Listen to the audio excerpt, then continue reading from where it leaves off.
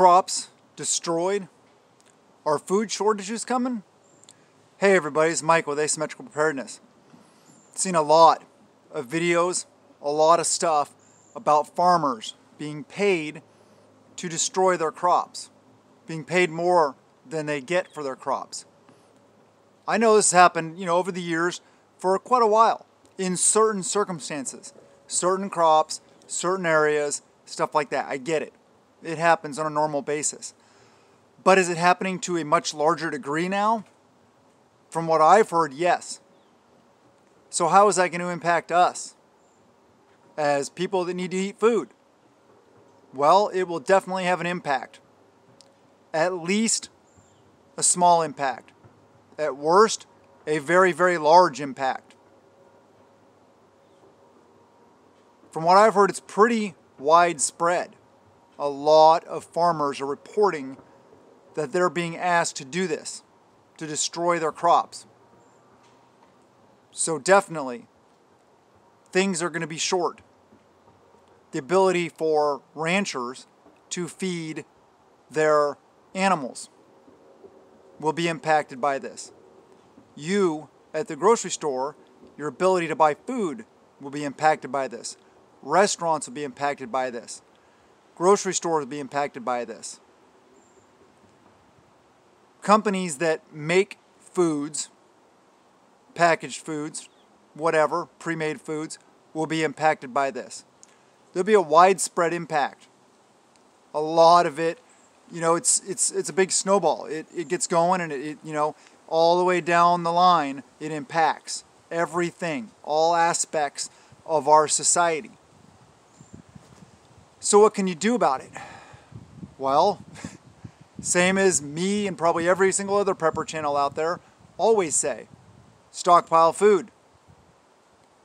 Also, like I say, have the ability, like I am, of growing your own food and raising your own animals. Food storage is important, but stacking it to the rafters, that's still your emergency fund. If you don't have an ability to replenish it, it will diminish and eventually be gone, and then you'll starve. So you got to always have a replenishment plan, just like military, convoys, supply, bringing food in, supplies in. You need a resupply plan. That's very important. What should you be doing now? Definitely be buying more food, more water, these tangible goods that we need to survive. It's very important to buy them now. Like I mentioned before, I have a preparewithap.com. Links in the description below. It is My Patriot Supply, long-term food storage. It's a great way to get it. We use it. Good food. Upcoming videos on us cooking, tasting, showing you, rating the foods. So we'll talk about that. But anyway, that's one way to do it. Other ways are restaurant supply stores, buying in bulk, although they've already been hit with shortages.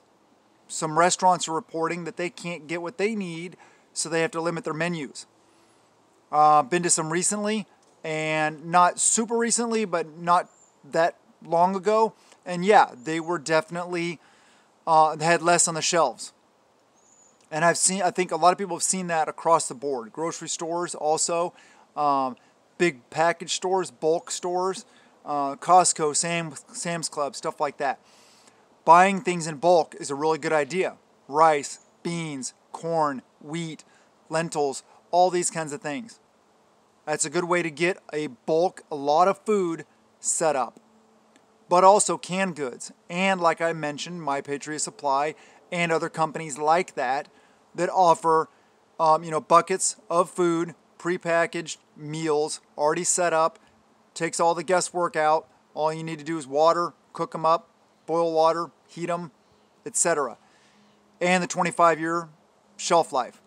It's good to have that kind of stuff, as well as ration bars, Daytex rations, SOS, Grizzly, UTG, all these different, or UTS, I forget what it is, survival ration bars, emergency bars, MREs, a variety of these different things because they all serve different purposes. You can have long-term food storage of, rice and beans and corn and stuff like that.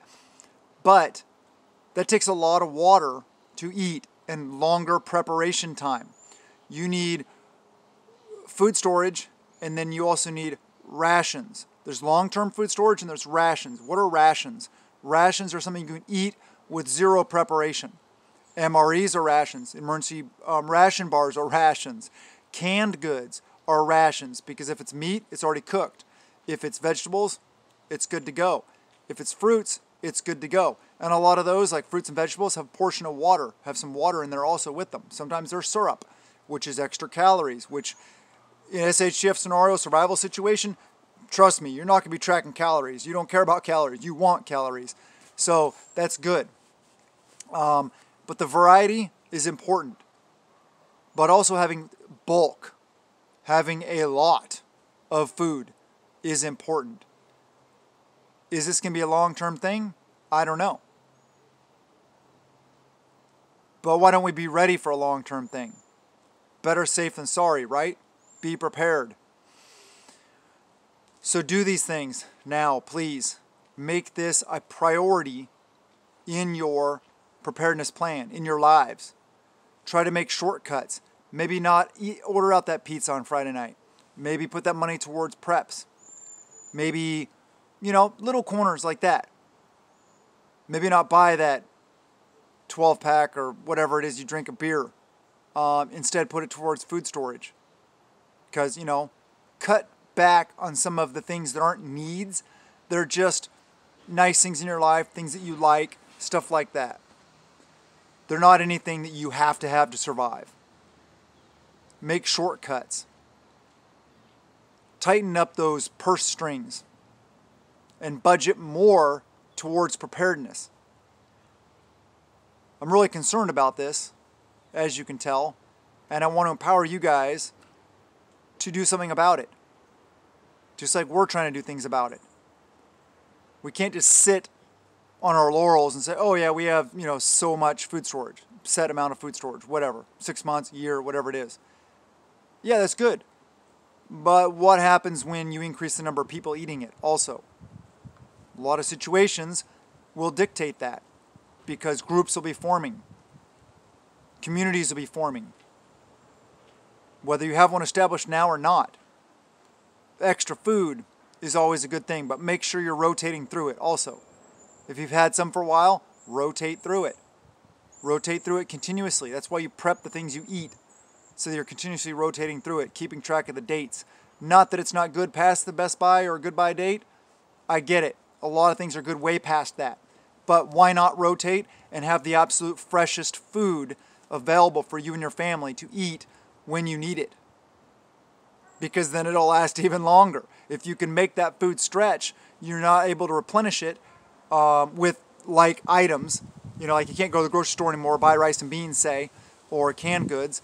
You're, growing your own food, raising your own animals, hunting, fishing, trapping, snaring, all that kind of stuff. Foraging.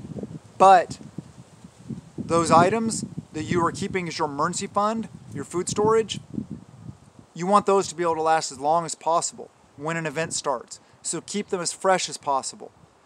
Rotate through them. Use your preps, replace them. Good idea. Well, what you do is if we use, say, 2 cans of green beans, take 2 cans of green beans off the shelf, use them for food, use them for dinner, whatever it is, then go to the store and buy 3 cans of green beans or 4 cans of green beans and place those in your preps. So you're always rotating, yet you're always increasing your preparedness. You're increasing the amount of food storage you have. Another good idea is a working pantry. That's where your stuff that you're using all the time goes. So you rotate from your food storage into your working pantry, into your kitchen. It's like a cycle. And then when you come back to the grocery store, you take the food into the kitchen, and then you distribute it. You put it in food storage. You take set amount of food storage out of food storage, rotate it to your working pantry. That's ready to use in your kitchen. It's a cycle. It's a really good way to do it. It's not the only way, but it's a good way to do it.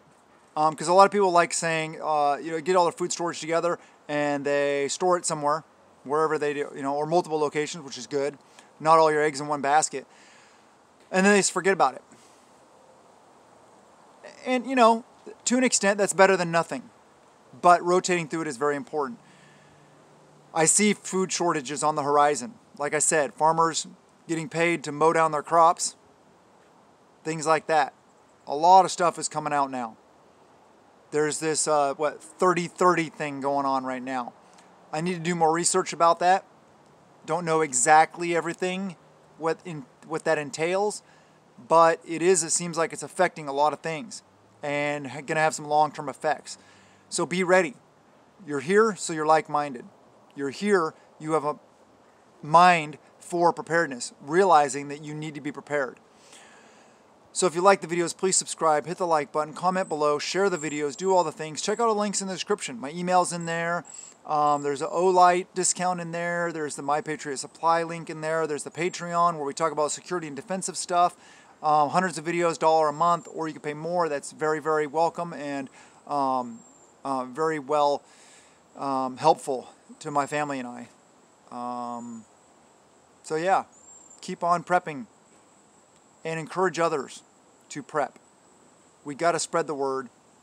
We want assets out there. We want more people prepared, more people empowered to live their lives with freedom and to not be controlled. I love you guys. Have a wonderful day, and blessings to you and yours.